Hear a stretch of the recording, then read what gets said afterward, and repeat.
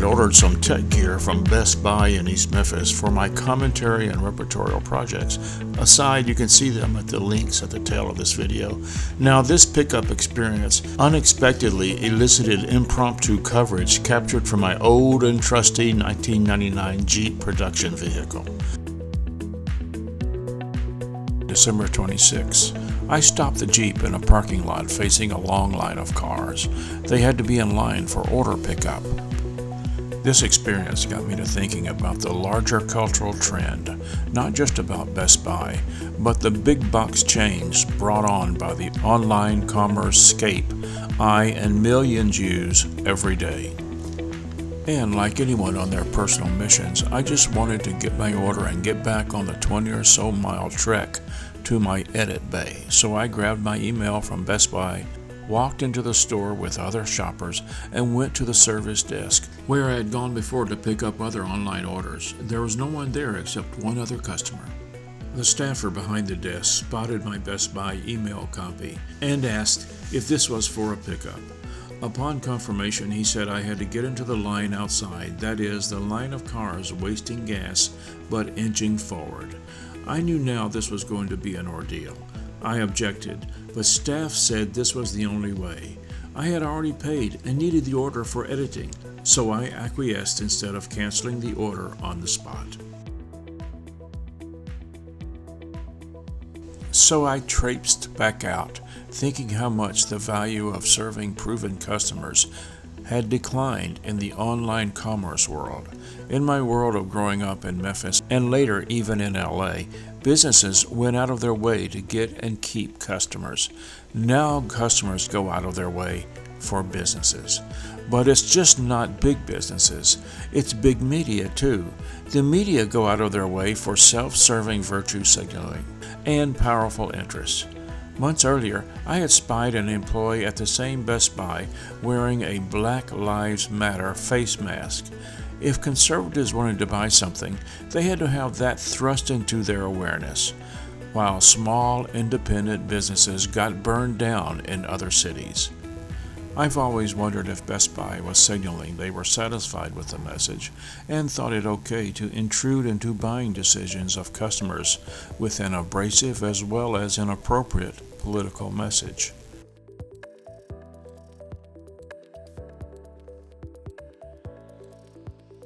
But that classic business question would have to hang in eternity as I continued to make my way around the 10-acre parking lot toward the line in which all of shopping humanity had gathered to collect their Best Buy bargains.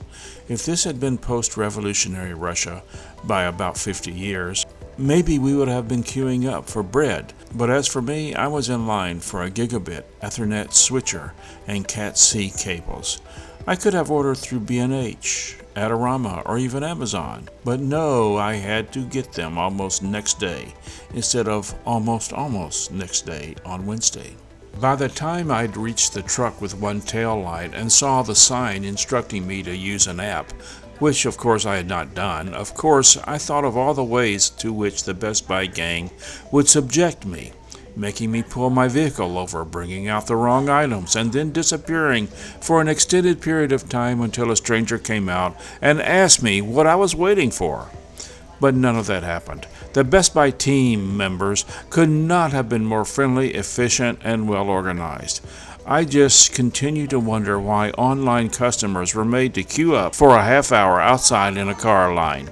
Maybe it had something to do with the virus, but I find everybody is hiding behind the virus and making excuses why they are not as good as they used to be.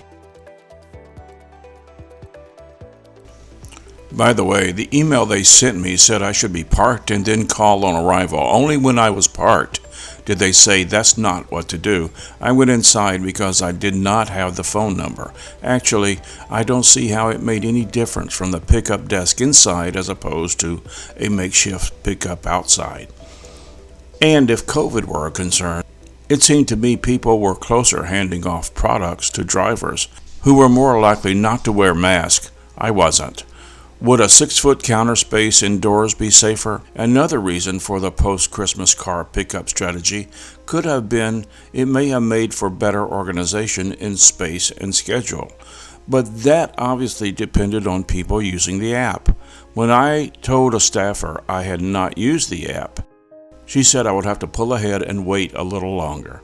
Okay, I accept the punishment to just break out.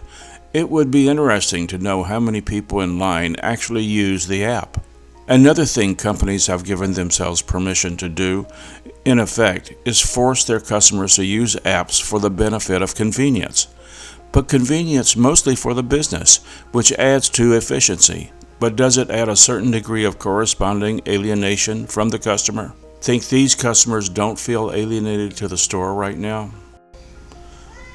Hey, thanks for watching. If you like my short commentary in and around Memphis, how about subscribing and liking? Memphis Picks has been around for 10 years, but I have just started doing video reports.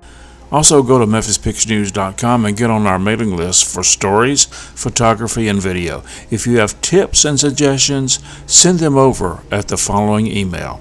Coming up from our production office are live streams, local and remote, and recorded streams for video platforming, all of which can be featured on Memphis Picks News and MyMarketPopups.com, and dozens of other destinations.